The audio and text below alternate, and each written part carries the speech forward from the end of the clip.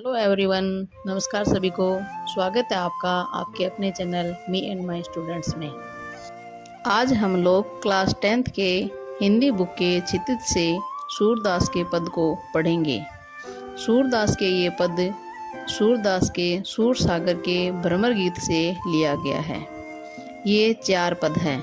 इन पदों में गोपियों की व्यथा को बताया गया है। श्री कृष्ण के मथुरा जाने के बाद गोपियां उनके आने के इंतजार कर रही थी, लेकिन श्री कृष्ण ने स्वयं न लौटकर उद्धव के जरिए गोपियों के पास योग संदेश भेजा था। उद्धव ने निर्गुण ब्रह्मा एवं योग का उपदेश देकर गोपियों के विरह वेदना को शांत करने का प्रयास किया।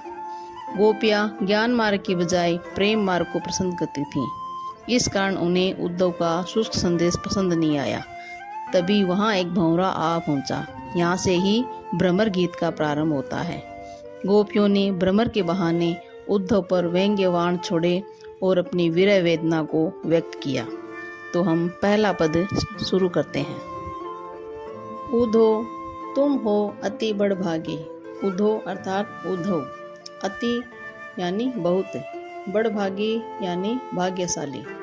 इसमें कहा गया हे उद्धव, तुम बहुत ही भाग्यशाली हो, क्योंकि अपरस रहत स्नेह तगाते नाहिन मन अनुरागी। अपरस का अर्थ होता है अछूता, जिसे छुआ ना जाए। स्नेह से प्यार से। तगा का अर्थ होता है धागा या बंधन। नाहिन का अर्थ नहीं। मन अर्थात मन। अनुरागी अर्थात उनके प्रेम में अनुरक्त नहीं हुए।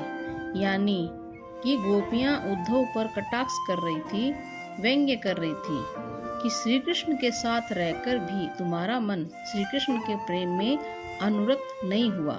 श्री कृष्ण के प्रेम का एक धागा भी तुम्हें नहीं छू पाया, अर्थात प्रेम बंधन से सर्वथा मुक्त हो। पुरइनी पात रहत जल भीतर तारस देह न दागी। पुरइनी पात कमल का पत्ता, रहत जल भीतर अर्थात वो जल के भीतर ही रहते हैं या जल के अंदर ही रहते हैं। तारस देह न दागी। ता तो भी, रस पानी जल, देह शरीर, न नहीं, दागी दाग धब्बा। यानी कमल का पत्ता है, वो पानी में रहता हुआ भी पानी से निर्लिप्त रहता है, पानी उसे छू भी नहीं पाता।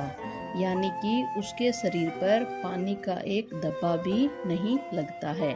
उसी प्रकार तुम भी कृष्ण के साथ रहते हो, फिर भी तुम्हें श्री कृष्ण का प्रेम छू भी नहीं पाया है।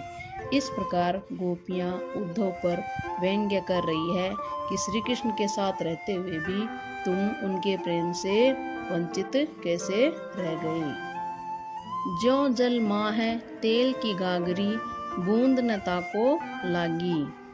आगे गोपियां एक और उदाहरण के माध्यम से कहती है कि ज्यों यानी जैसे, जल माँ है जल के भीतर, तेल की गागरी, गागरी यानी घड़ा, गगरी।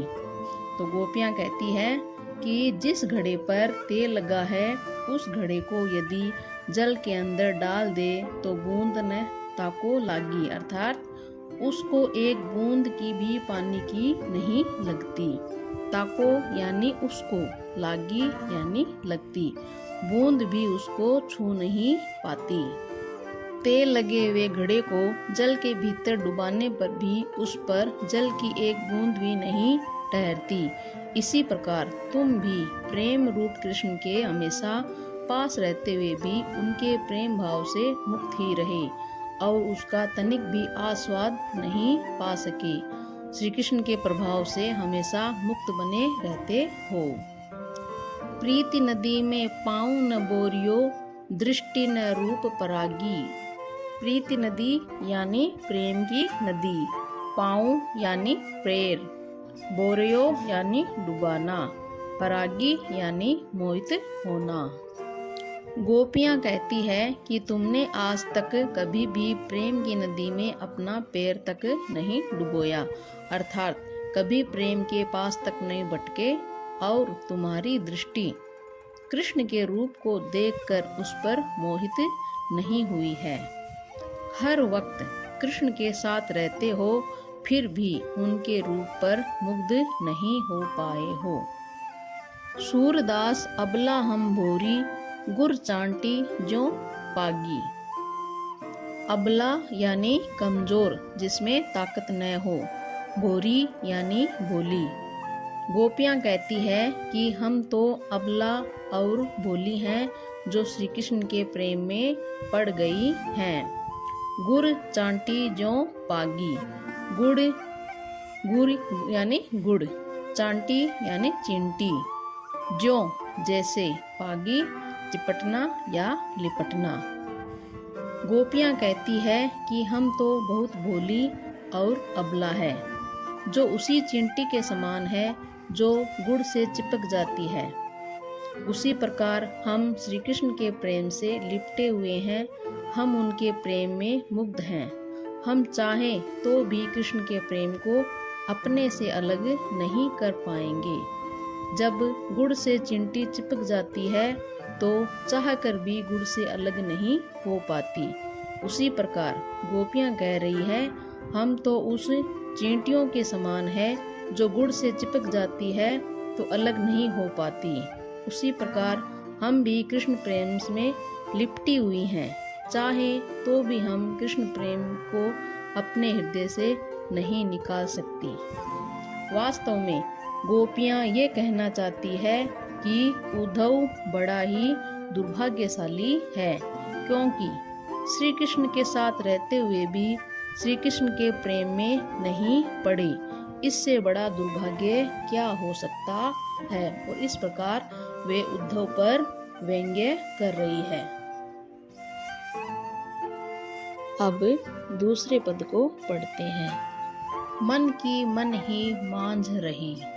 गोपियाँ कहती है कि हे उद्धव, हमारे मन की बातें हमारे मन में ही रह गई, क्योंकि हम कृष्ण को अपने हृदय का प्रेम व्यक्त कर पाते उससे पहले ही वे हमें छोड़कर चले गए। इसलिए हमारे मन की बातें तो हमारे मन में ही रह गई।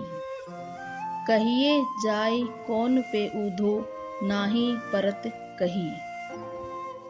हे उद्धव, अब हम अपने मन की बात किससे कहें और कैसे जाकर कहें। अवधि आधार आस आवन की, तन मन बिथा सही। अवधि यानी समय, आधार यानी आधार या सहारा, आस आशा, आवन की आने की, बिथा दुख दर्द पीड़ा। अब इसमें आगे गोपियाँ कहती है कि अब तक तो हमें कृष्ण के आने की आशा थी, इसलिए उनके प्रेम से प्राप्त तन मन की पीड़ा को सहन कर रही थी। अब इन जोग संदेश ने सुनी सुनी, बिरहिनी बिरह दही। जोग यानी योग, संदेशनी संदेश, सुनी सुनी सुन सुनकर, विरहनी विरह दही, विरह की आग में जलना। फिर गोपियाँ कहती है कि अब इस योग संदेश को सुन सुनकर हम विरह की आग में और अधिक जल रही है। हे उद्धव, तुम ये कैसा संदेश लाए हो जिससे हमारी विरह वेदना और ज्यादा बढ़ गई है। चाहती हुती गुहारी जितही तेई, उत्ते धार बही। चाहती यानी चाहना, हुती भी, गुहारी यानी पुकारना, जितही ते जहाँ से, उत्ते वहीं से, बही बहना, धार योग धारा। आगे गोपियाँ कहती है कि हम अगर चाहती तो आवाज लगाकर कृष्ण को बुलाती और वे इस विरह अग्नि को अपनी प्रेम धारा से तत्क्षण ही बुझा देते, अर्थात अपनी प्रेम धारा बहा देते। हमें श्री कृष्ण से उम्मीद थी कि वो आकर उनकी विरह वेदना दुख दर्द को शांत करे, परंतु उन्होंने योग संदेश की धारा बहाकर और वहां से न आकर उनके दुख दर्द को और बढ़ा दिया। सूरदास अब धीर धरहि क्यों, मर जादा न लही। धीर यानी धैर्य, धरहि रखे या धारण करे, मर्यादा यानी मर्यादा, लही यानी ग्रहण। गोपियाँ आगे कह रही है कि अब धीर धरहि क्यों, यानी अब धैर्य धारण करके क्या करें। मर्यादा न लही, यानी कि श्री कृष्ण ने मर्यादा का पालन ही नहीं किया। श्री कृष्ण को प्रेम की मर्यादा के अनुसार आ जाना चाहिए था, क्योंकि प्रेम के बदले में तो प्रेम दिया जाता है, जबकि श्री कृष्ण ने प्रेम के बदले में योग संदेश भेजकर जो प्रेम की मर्यादा का पालन नहीं किया, तो हम धैर्य को कैसे धारण करें। श्री कृष्ण ने हमसे छल किया है, तो हम कैसे शांत रह सकते हैं। इस प्रकार से गोपियाँ उद्धव से अपने विरह व्यथा को बता रही है तथा श्री कृष्ण की शिकायत कर रही है। तो आपको ये दोहे, ये पद आपको कैसे लगे हैं, कमेंट करके ज़रूर बताना। धन्यवाद।